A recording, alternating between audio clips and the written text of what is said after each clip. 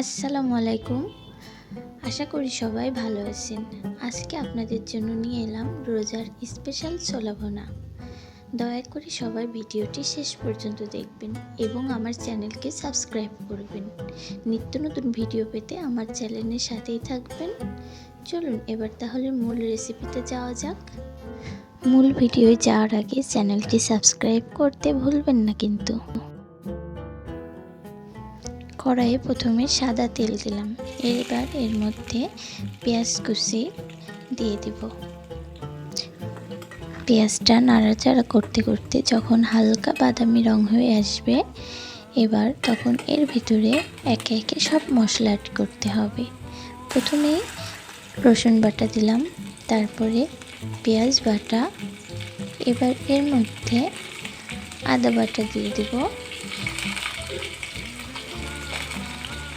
আদা বাটা দেওয়ার পরে এর ভিতরে আমরা শুকনো লঙ্কার গুঁড়ো এবং হলুদ গুঁড়ো দিয়ে দেব। দিয়ে সামান্য একটু পানি দেব, দিয়ে নাড়াচাড়া করে মশলাটা ভালো মতন কষিয়ে নিতে হবে।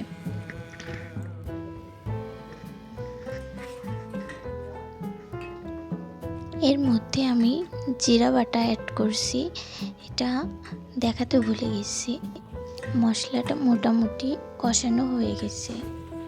এর মধ্যে এবার গরম মশলা অ্যাড করব।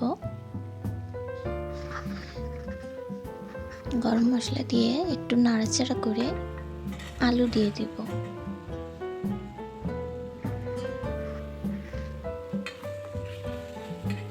আলুটা কষানোর জন্য এর ভিতরে সামান্য পরিমাণ পানি দিতে হবে।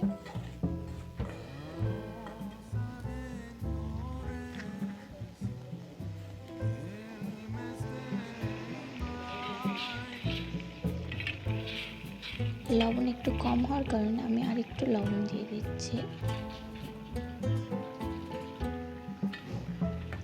আলুটা সিদ্ধ হয়ে গেলে এর ভিতরে ছোলা অ্যাড করে দিব। ছোলাটা দিয়ে একটু নাড়াচাড়া করার পরে পানিটা যখন একদম শুকিয়ে আসবে, তখন আমি আরেকটু সামান্য পানি দিয়ে দেব।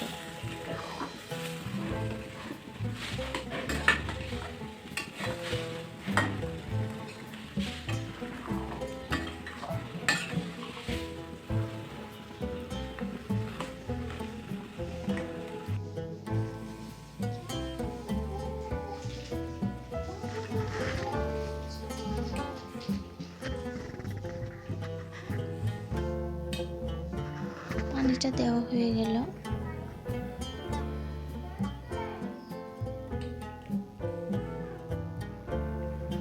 পানিটা শুকিয়ে ছোলাটা ভুনে নিতে হবে ভালোভাবে।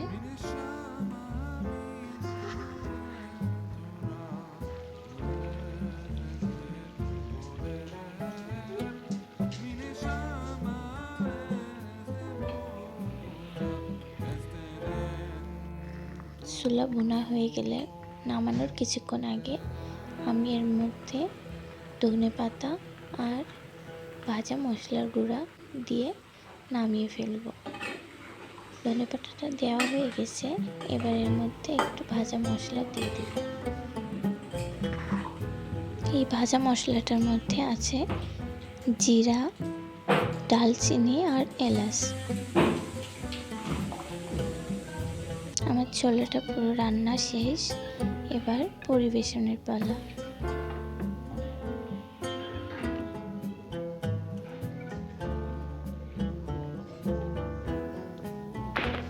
পরিবেশনের জন্য আমি ছোলার উপরে একটু ধনেপাতা, পেঁয়াজ কুচি দিয়ে দিচ্ছি। তার উপরে এবার আমি শসা আর টমেটো দিয়ে দেব।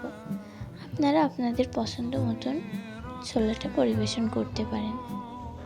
এই ছোলা রোজা ছাড়াও আপনারা অন্য সময়ও বিকালের নাস্তা হিসাবে খেতে পারবেন। এই রেসিপিটা যদি আপনাদের ভালো লাগে, অবশ্যই আমার ভিডিওতে একটি লাইক এবং শেয়ার করতে ভুলবেন না। আশা করি সবাই ভালো থাকবেন, সুস্থ থাকবেন এবং আমার চ্যানেলের সাথেই থাকবেন এবং পরবর্তী সব ভিডিওগুলো দেখতে চাইলে আমার চ্যানেলকে সাবস্ক্রাইব করে নোটিফিকেশন বাটনটি অন করে দিন। আল্লাহ হাফেজ।